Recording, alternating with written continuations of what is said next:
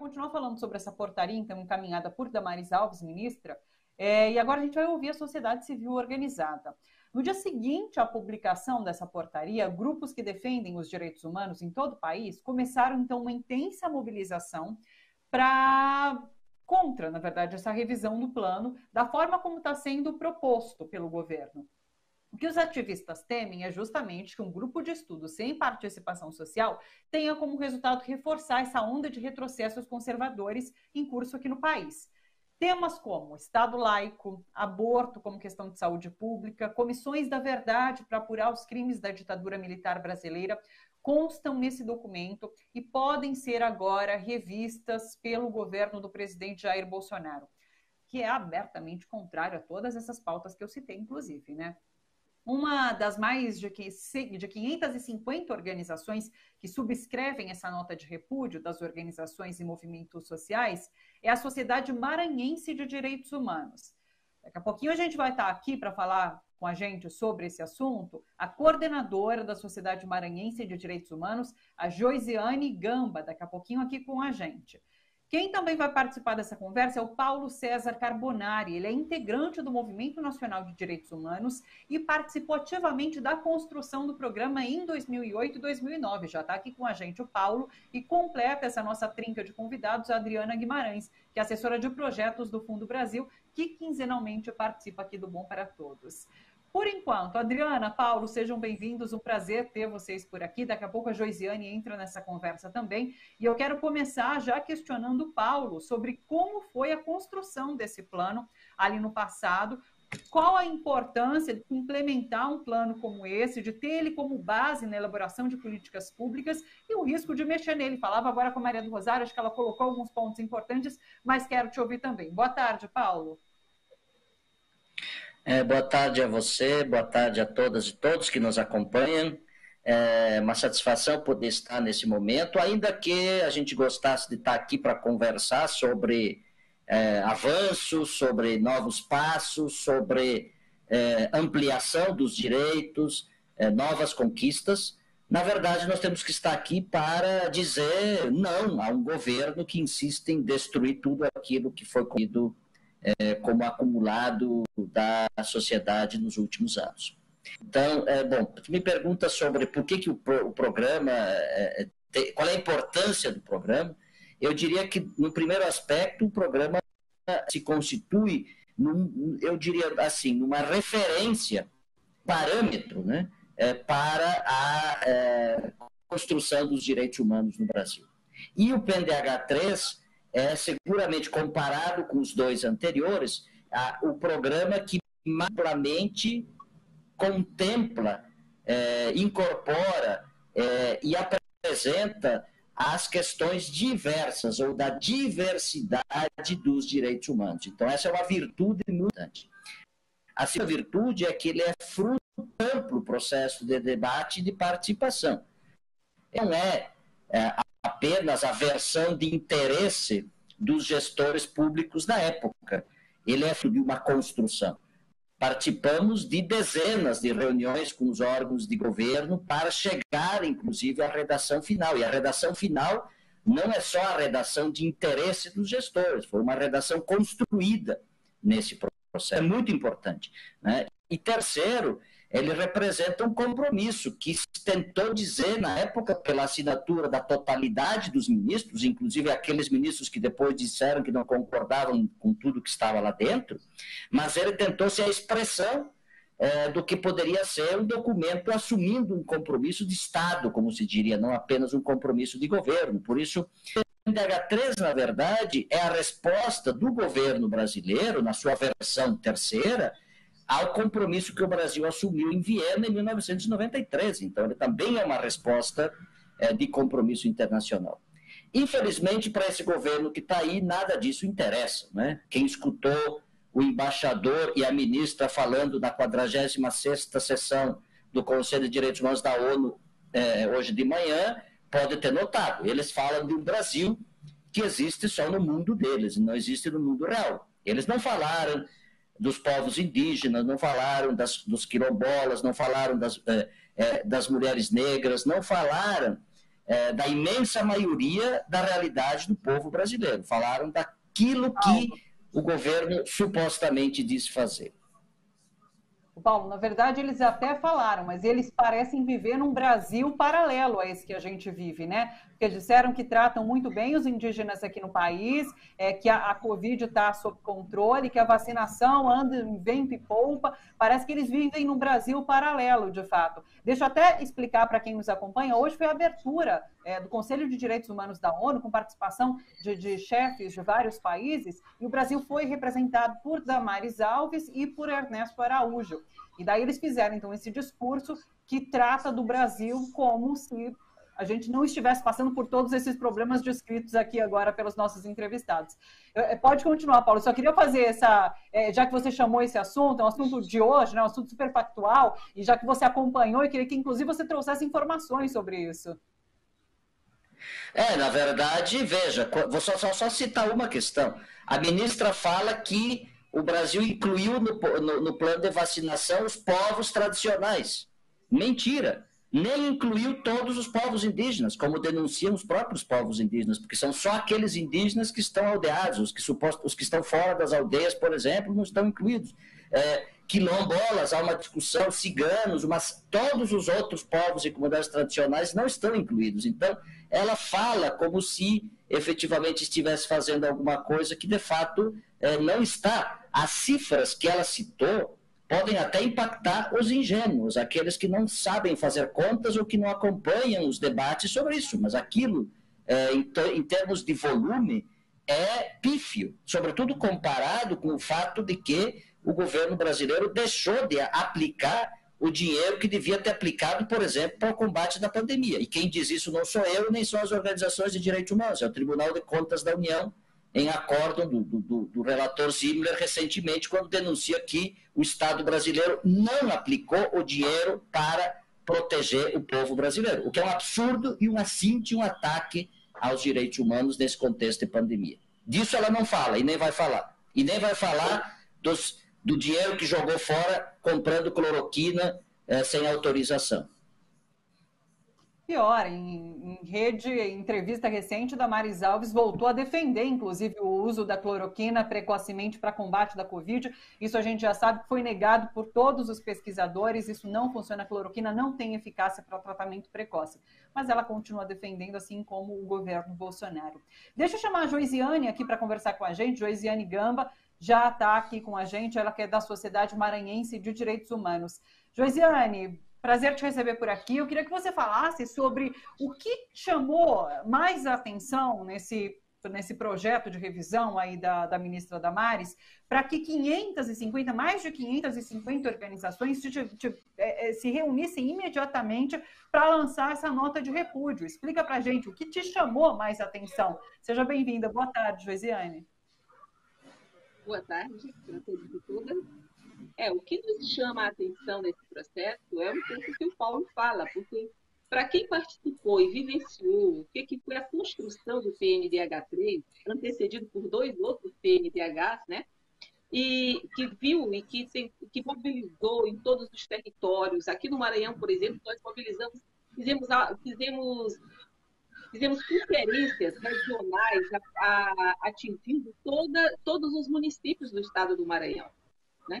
Então, o que foi essa construção coletiva ser, de repente, desconsiderada e ameaçada por uma desconstrução pelo um decreto de gabinete? Então, isso para nós é extremamente agressivo. É algo que demonstra a falta de compromisso e de reconhecimento do que significa a participação popular nesse processo. Então, não é de surpreender que isso venha. Agora, nós resistiremos sempre, porque é aviltante a forma como se desconstrói, se desconsidera processos coletivos e de participação popular, como foi o PNDH3, né? Então, nesse sentido, é isso que nos revolta, porque ele, na verdade, traz uma série de proteção e de parâmetros para a realização de direitos humanos no Brasil. Então, essa é a nossa grande insatisfação, a nossa grande revolta, e por isso nós resistimos, primeiro, inicialmente, através desta nota que demos ampla divulgação e entregamos no espaço que é habilitado a 10 fazê-la, né? A 10 constituí-la.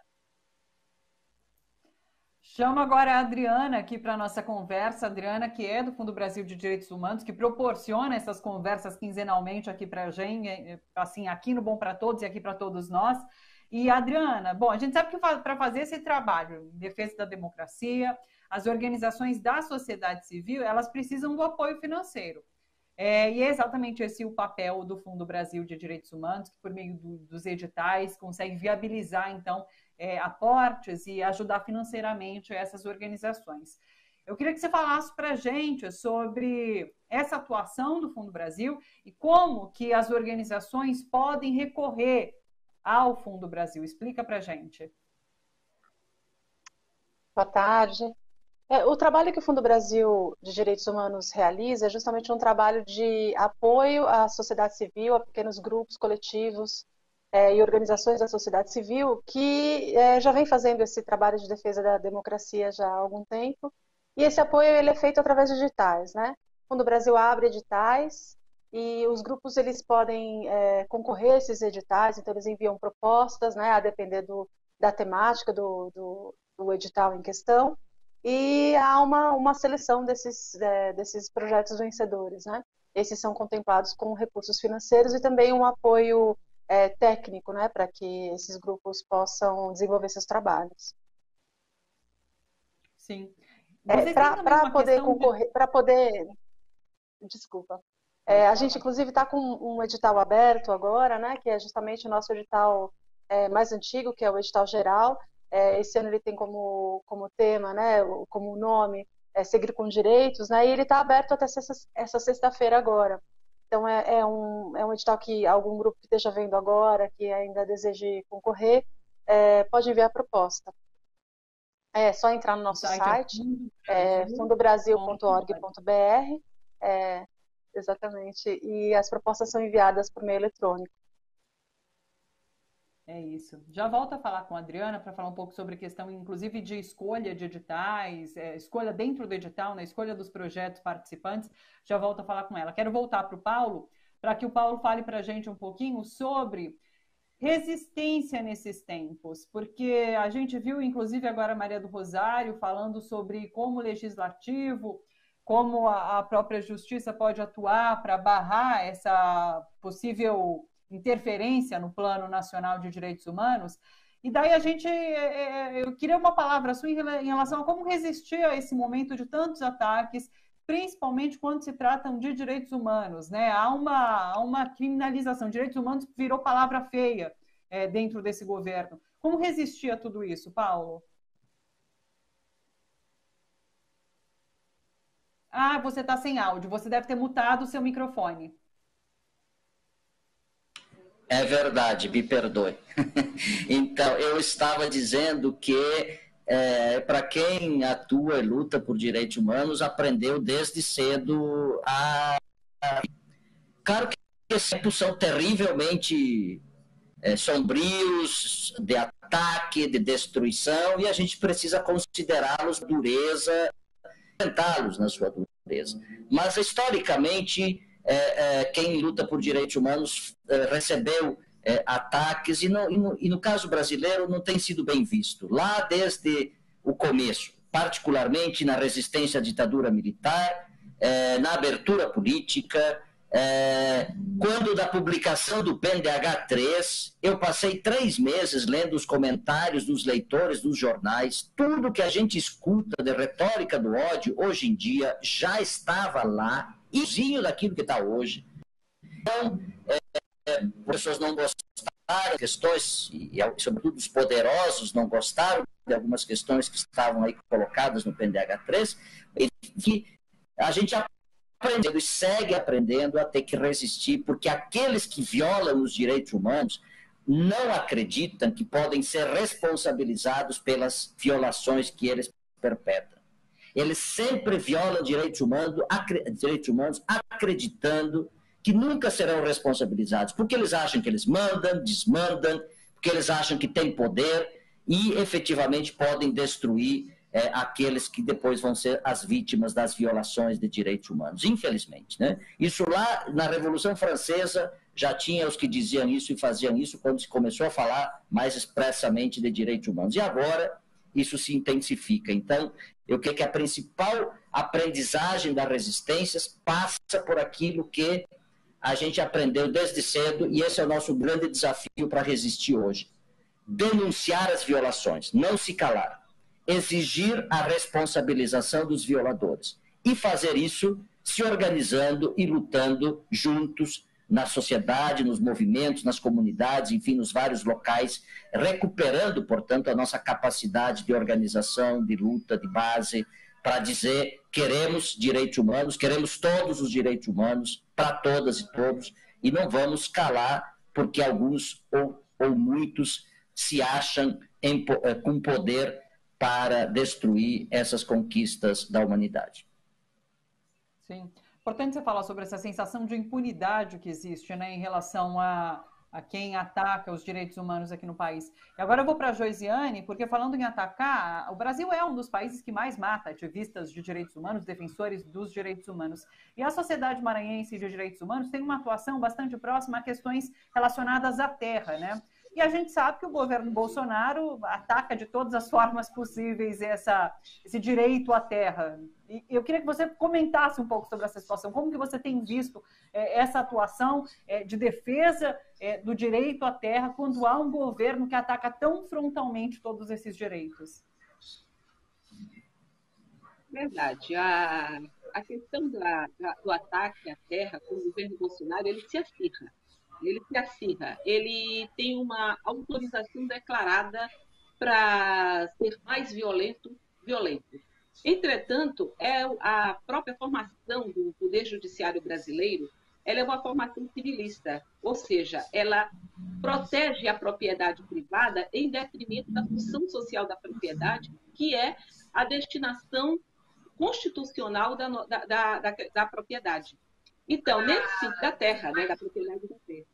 Então, nesse sentido, o Poder Judiciário, ele também, além do Executivo, o Poder Judiciário também é um órgão omisso, e eu diria omisso para a solução de conflitos que beneficiem e que garantam a Constituição. Mas, célere, quando se trata dos despejos e da isenção daqueles que são algozes nesse processo. Né? Por exemplo, dentro do Maranhão, o Programa de Proteção a defensores e defensoras de direitos ameaçados, né? De defensores ameaçados, 100% dos casos, né? Mais de 100 pessoas que estão protegidas são exclusivamente ameaçadas pela defesa da terra, do território e do meio ambiente. São indígenas, são quilombolas, são ribeirinhos, são trabalhadores sem terra, são assentados, que lutam por esse bem e por essa finalidade constitucional. E por isso são perseguidos, são mortos, né? E são mortos. Nesse sentido, nós temos trabalhado efetivamente na articulação de uma rede nacional de proteção a defensores e defensoras de direitos humanos que tenha exclusivamente a lógica da sociedade civil e fortalecendo as lutas dentro do território e resistindo por esse direito constitucional, porque nós estamos defendendo o Estado democrático de direito, aquilo que nós conseguimos implantar dentro da Constituição brasileira e nós queremos que seja respeitado. Então, nesse sentido, as ameaças elas se acirram nesse governo, mas elas não são originárias somente dele. Já vem de um grande processo um grande processo de ameaça, aí vulnerabilizando cada vez mais a vida dessas pessoas que lutam por seus direitos, no caso, pela função social da propriedade, que é o caso que nós estamos falando mais especificamente. Mas não se restringe só a isso. Aqueles que lutam também por qualquer questão que quebre os paradigmas, quebre os parâmetros, também os fundamentalistas, né, também não se contentam, como é o segmento LGBTQI, como são as mulheres, como são os jovens de periferia, né? Ontem mesmo nós vimos em um canal de televisão a situação de quando as pessoas são presas e ameaçadas por conta de uma foto que a polícia se baseia para prender negros e pobres de periferia. Então, contra tudo isso é que se resiste e isso termina por ameaçar os defensores de direitos humanos cada vez mais. E neste governo há uma autorização ao ódio e agora uma autorização para andar armado e, consequentemente, acirrar mais os crimes contra essa população, esse segmento social historicamente vulnerabilizado. Perfeito, Joiciane. Só para finalizar, a Adriana já cantou a bola, então que até sexta-feira o edital para que os projetos se inscrevam, para que as organizações se inscrevam, está aberto esse edital até sexta-feira. Eu queria que você falasse um pouquinho, só para finalizar, sobre o processo de seleção e a transparência nesse processo, inclusive. Claro. Nós recebemos as propostas, como eu falei anteriormente, através de uma plataforma digital, né? A seguir, o time interno do Fundo Brasil, ele olha para esses projetos de maneira... como uma pré-seleção, mas é uma triagem apenas para garantir que esses projetos estejam de acordo com os critérios do edital. E a seleção propriamente dita, ela é feita por um comitê de especialistas, né, em direitos humanos, em áreas distintas, para poder cobrir toda a temática do edital. Então, a gente garante a transparência justamente não fazendo o processo de seleção internamente, né? Esse processo ele é feito por pessoas, por especialistas na área de direitos humanos, contratados pelo Fundo Brasil para fazer a seleção final dos nossos editais. Perfeito. Então, fundobrasil.org.br. Adriana, quero agradecer ao Fundo Brasil de Direitos Humanos por proporcionar aqui para nós esse debate, sempre trazendo temas importantíssimos para a discussão. Paulo, Joiciane, agradeço demais a participação de vocês. A gente continua acompanhando, então, essa portaria da Damares Alves para ver onde vai dar isso tudo. E, é claro, com muita atenção que a gente acompanha. Obrigada pela participação. Uma boa tarde para todos vocês. Muito obrigada.